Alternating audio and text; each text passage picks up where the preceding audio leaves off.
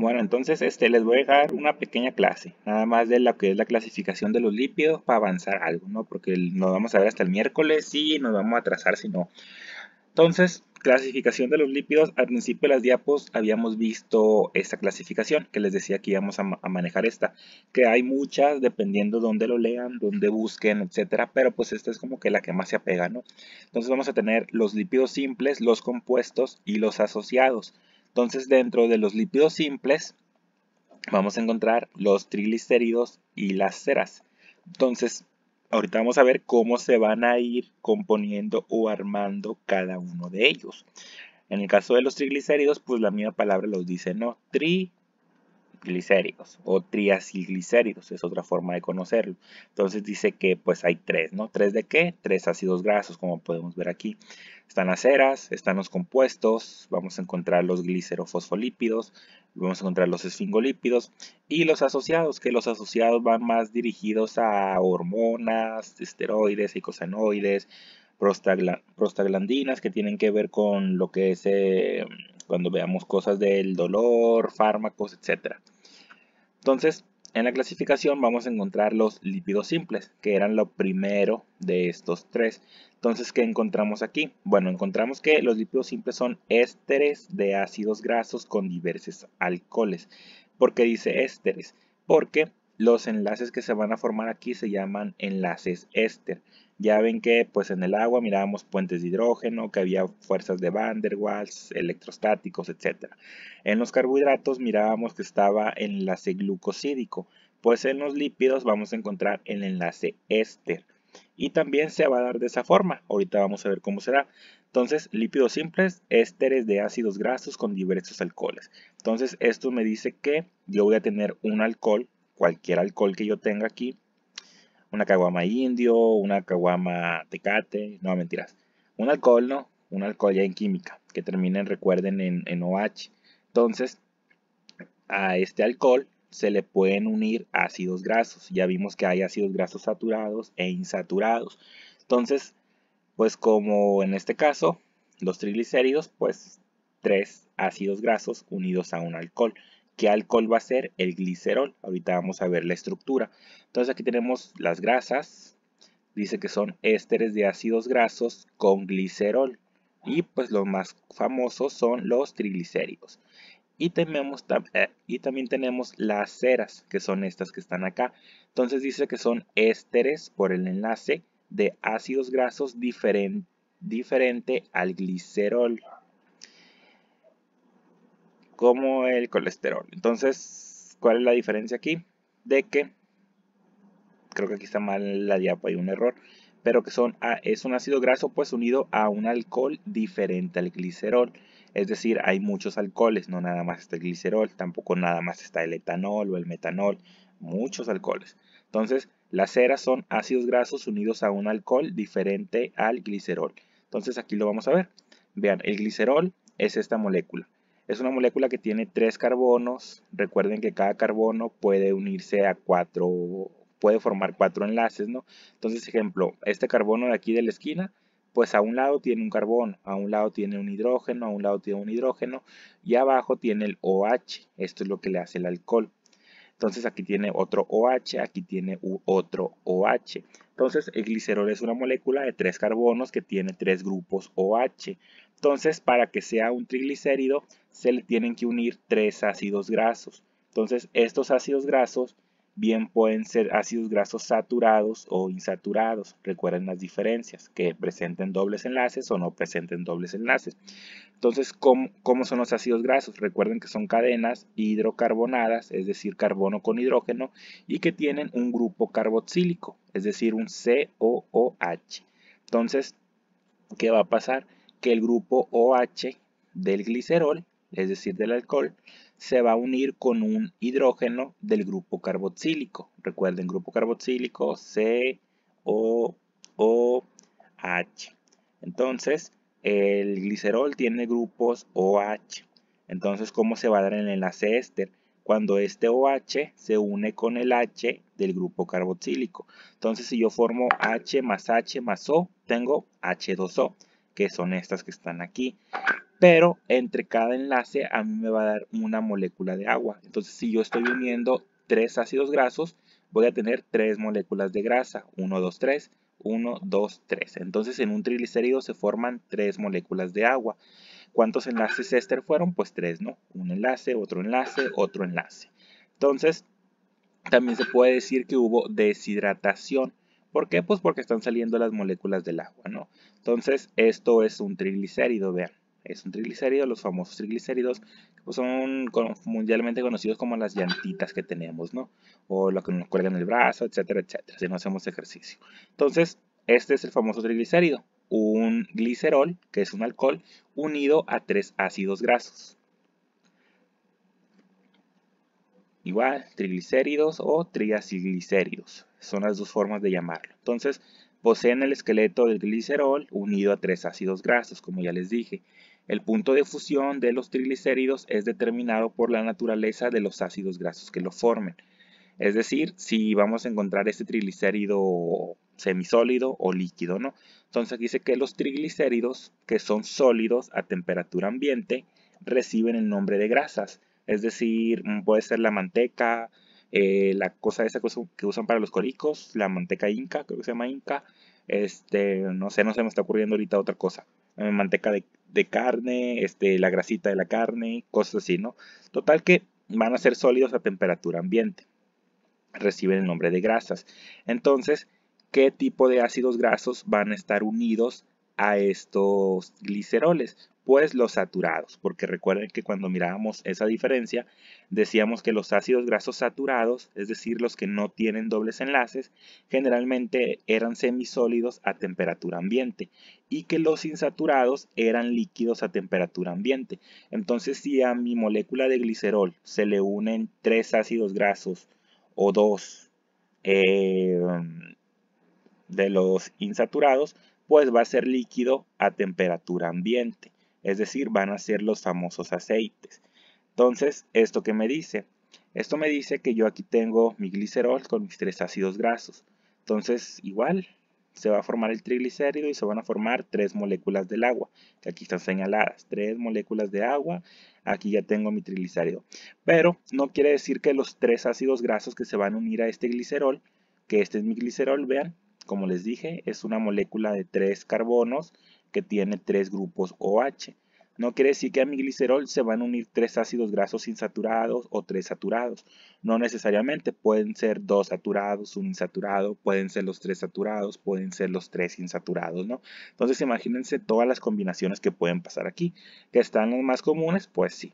Entonces, aquí otro ejemplo. Bueno, este ejemplo es cuando hacen un jabón o algo así, ¿no? Porque no sé si ustedes han escuchado. Imagino que sí, que los jabones pues son a partir de las grasas. De hecho, lo vimos al principio de esta presentación. Entonces, hagan de cuenta que tienen aquí ellos lo que es el triglicérido.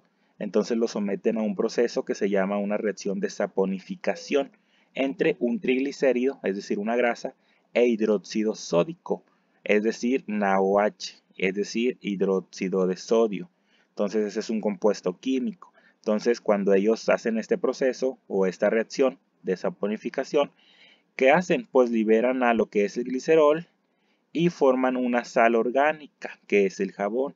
Es decir, forman a partir de esta grasa, se le unen lo que es el hidróxido de sodio y ya pues se forman lo que es el jabón, ¿no? Entonces, pues un proceso de la industria. Ahora las ceras. Recordarán que las ceras son ácidos grasos unidos a un alcohol diferente al glicerol. Entonces aquí dicen, vean, son ésteres de ácidos grasos de cadena larga con alcoholes también de cadena larga. Entonces, ¿por qué no es glicerol? Porque dice alcoholes de cadena larga. El glicerol, recuerden que tienen 3 carbonos, entonces no es una cadena larga. En general son sólidas e insolubles en agua. Y dice aquí que todas las funciones que realizan están relacionadas con su impermeabilidad al agua y con su consistencia firme. Plumas, pelo, piel, las hojas de frutos están cubiertos de una capa de cera. Entonces cuando ustedes van al súper, que pues depende de qué súper vayan, pero hay unos súper donde se ven muy bonitas las frutas, muy bonitas las manzanas, las peras, todo eso. Generalmente les ponen una capa protectora de cera. Entonces pues puede ser esta capita, ¿no? Que es un tipo de grasa también, o de lípido, pues por así decirlo. Entonces, Pues sí, una de las ceras más conocidas son las que segregan las abejas para confeccionar su panal. Entonces, pues esas son las ceras. Es cualquier ácido graso. Ya vimos algunos ejemplos anteriormente. Vimos el palmítico, vimos el linoleico, linolénico. O sea, hay infinidad. Ustedes busquen ácidos grasos y van a ver que hay infinidad de ácidos grasos.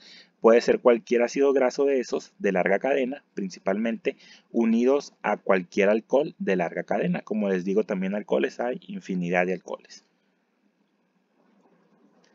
Y dentro de los compuestos ahora, recuerden, acabamos de ver los simples, están los compuestos. Pues dentro de los compuestos tenemos que además del alcohol y ácido graso, poseen otros grupos químicos como ácido fosfórico, nitrogenados o hidratos de carbono. Entonces aquí vamos a encontrar el glicerol otra vez, y recuerden que el glicerol puede formar tres enlaces éster. Entonces aquí vemos que este glicerol está unido a un ácido graso, está unido a otro ácido graso y está unido a un PO4, que este es un grupo fosfato, más un alcohol. Entonces los más famosos aquí son los fosfolípidos, que ustedes recordarán cuando hicieron su célula, que eran esta bicapa lipídica. Que esta bicapa lipídica está formada por fosfolípidos, que es la bolita con las dos colitas. Entonces, esta bolita con dos colitas se representa así. Vean, aquí está el glicerol, se los voy a marcar. Este glicerol aquí. Entonces me está formando dos enlaces éster para abajo. Y estas dos colitas son los ácidos grasos. Vean que si se dan cuenta aquí en la imagen, este ácido graso está saturado. ¿Por qué? Porque no tiene doble enlace. Y este ácido graso que está chiquito, que tiene la patita chiquita, tiene un doble enlace aquí. Entonces es un saturado y un ácido graso insaturado. Y luego, estos son dos enlaces éster, ¿no? Y un tercero enlace éster lo forma acá arriba, que este es el grupo fosfato, que nos dice que está unido aquí. Entonces, esa es la conformación de los famosos fosfolípidos, los que están en la membrana, es decir, lo que le da el contorno a la célula. Entonces, por aquí dice fosfolípidos, ésteres, porque son enlaces éster, de ácidos grasos y glicerol, que contienen un grupo fosfórico o fosfato, ¿no? También pueden tener compuestos nitrogenados y otros. Entonces, ejemplos, lecitinas, cefalinas, lisolecitinas, esfingomielinas, entre otros compuestos, que estos se encuentran generalmente en el cerebelo, creo recordar. Por ahí ustedes pues busquen, ¿no? ¿Dónde se encuentran? Eso ahí les va a quedar de tarea de este fin. Entonces, para que vean ustedes en qué parte del cuerpo se encuentran cada uno de ellos. Entonces, pues los más famosos son los fosfolípidos, ¿no? Igual, fosfolípidos, vean, pues aquí se ve mejor, ¿no? Es la bicapa lipídica, que es esto. ¿Y por qué se dice que esta bicapa es hidrofílica es hidrofóbica? Recuerden que lo hidrofílico es lo que tiene afinidad hacia el agua y lo hidrófobo es lo que no tiene afinidad hacia el agua, o sea, lo que es como que grasa. Entonces, ¿por qué? Pues porque las colitas son ácidos grasos. Entonces, por eso es hidrófoba. ¿Por qué? Pues porque esa característica lo dan las grasas. Y lo hidrofílico, pues es lo que tiene afinidad con el agua. Entonces, como aquí no hay ninguna grasa, se puede decir en la cabeza, pues es hidrofílico, ¿no? Entonces, por eso algunas sustancias o medicamentos hay veces que no pueden pasar, porque si este medicamento es hidrofílico, entonces va a tener afinidad con la cabeza y va a entrar. Pero cuando llega aquí a las partes de las colas, pues son hidrófobas. Entonces, ¿cómo va a entrar para acá? Vamos a verlo más adelante cuando entremos al metabolismo de estos lípidos. Algo que se conoce como micelas, que son las micelas y cómo va a ayudar a que entren ciertas sustancias. Entonces, pues esto es el fosfolípido, ¿no? Lípidos compuestos. Están los glucolípidos y se engloban los galactolípidos o cerebrósidos. Estos son lípidos complejos abundantes en el tejido nervioso, es decir, tienen que ver con el sistema nervioso. Están formados por una cerámida en enlace con algún oligosacárido. Entonces, aquí vemos la composición, ¿no? Vemos que esta es la cerámida, lo que está aquí, lo que está aquí. Entonces, ¿qué es la cerámida? Pues la cerámida es una estructura química, por aquí vemos que también se une un ácido graso, vean, a lo que es esta cerámida. Entonces se une a lo que es la fosfocolina. Entonces, al unirse esto, pues ya me va a dar a mí un ejemplo que es la esfingomielina. También dice que tenemos a los glucolípidos. ¿Qué son los glucolípidos? Pues aquí más o menos se lo está diciendo. Verán, lípidos, o sea, una grasa, gluco, de glucosa, de carbohidrato. Entonces, por aquí los vemos, vean, glucolípido. Por acá lo habíamos visto también, en esta, glucolípido. También están presentes en la membrana lipídica. Entonces, esos también forman parte de los compuestos. Recuerden, los triglicéridos y los esfingolípidos. Y pues tenemos los últimos, ¿no? Los asociados, que dijimos que tienen que ver con esas hormonas, que es el colesterol. O sea, a partir de estas grasas son precursores para que se forme el colesterol. Entonces, ustedes saben que hay colesterol bueno, que hay colesterol malo, etcétera, ¿no? También es un tema que se ve al final de esta unidad. Entonces, esteroide mejor conocido y más abundante en el cuerpo humano, forma parte estructural de las membranas a las que les confiere estabilidad.